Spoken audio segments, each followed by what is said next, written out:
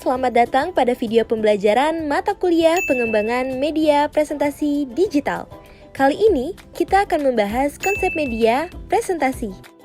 Setelah menonton video ini, kamu diharapkan mampu untuk menjelaskan pengertian media presentasi, mengidentifikasi tujuan presentasi, mengklasifikasikan jenis-jenis media presentasi, mengidentifikasi kelebihan dan kekurangan media presentasi, serta menguraikan sistematika media presentasi.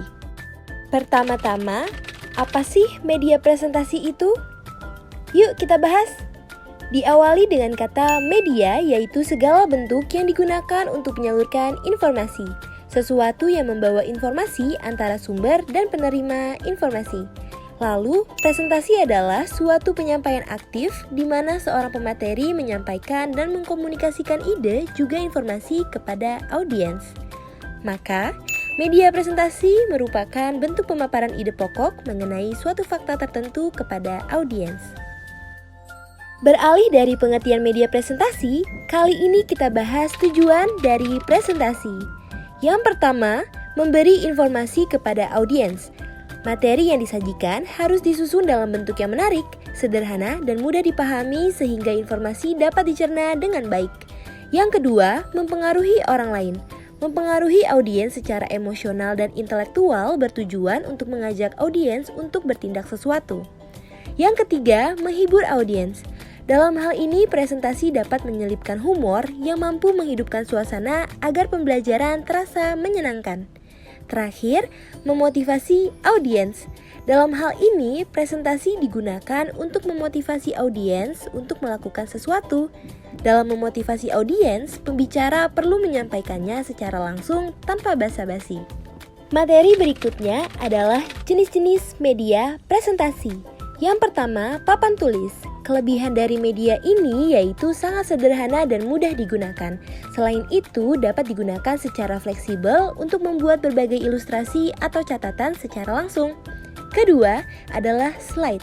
Kelebihan dari media ini yaitu dapat menyajikan informasi secara terstruktur dan visual, serta mudah disesuaikan dan dimodifikasi. Yang ketiga, flip chart. Media ini memungkinkan pembicara untuk membuat catatan secara langsung. Selain itu, media ini merupakan media yang interaktif karena dapat melibatkan audiens dalam membuat catatan dan diagram. Keempat, videotape.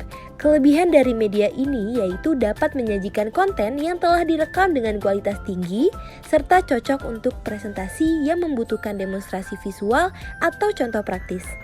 Yang kelima, video presentation media.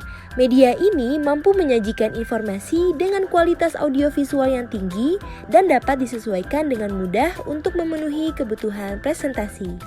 Keenam, computer-based media atau LCD projection panel. Media ini memungkinkan presentasi yang dinamis dengan penggunaan elemen multimedia serta dapat dihubungkan dengan sumber daya online. Yang ketujuh, mobile media. Kelebihan dari media ini yaitu mampu menyajikan informasi dengan cara yang lebih menarik dan interaktif, serta dapat mencakup teks, visual, audio, dan video. Yang terakhir, handout. Kelebihan dari media ini yaitu mampu memberikan referensi atau catatan kepada audiens dan dapat digunakan untuk menyajikan informasi yang kompleks secara tertulis. Berikutnya, kita akan membahas kelebihan dan kekurangan dari media presentasi. Adapun kelebihan media presentasi yang diungkapkan Sanjaya tahun 2015 yaitu pertama, penyajiannya menarik karena mampu menampilkan warna, huruf, dan animasi.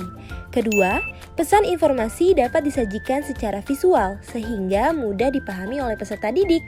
Ketiga, media presentasi dapat disimpan dalam bentuk CD, disket, flash disk sehingga dapat mudah diakses. Yang keempat, penyajiannya bisa digunakan untuk pembelajaran tatap muka maupun pembelajaran karya. Dan yang kelima, media presentasi dapat digunakan secara berulang-ulang dan terus-menerus. Berikutnya, kekurangan dari media presentasi yaitu pertama, tidak semua materi dapat disajikan dengan menggunakan media presentasi. Yang kedua, diperlukan keterampilan khusus untuk menuangkan pesan atau ide yang menarik pada aplikasi program komputer agar dapat dipahami dengan baik oleh penerima pesan. Yang ketiga, memakan waktu yang cukup lama dalam penyajiannya dan pembuatannya. Yang keempat, beresiko mengalami gangguan teknis dalam penyajiannya. Dan yang kelima adalah memungkinkan terjadinya kurangnya interaktivitas apabila penyajian media presentasi tidak menarik. Kita beralih ke pembahasan terakhir, yaitu sistematika media presentasi. Sistematika media presentasi terdapat beberapa hal berikut. Yang pertama, cover. Tujuan pembelajaran, daftar isi, kesimpulan, referensi, identitas pembuat media, dan yang terakhir, kuis atau tanya jawab yang menjadi hal opsional untuk menutup sesi presentasi. Demikianlah materi pada konsep media presentasi. Terima kasih telah menyaksikan dan sampai jumpa di video lainnya. Dadah!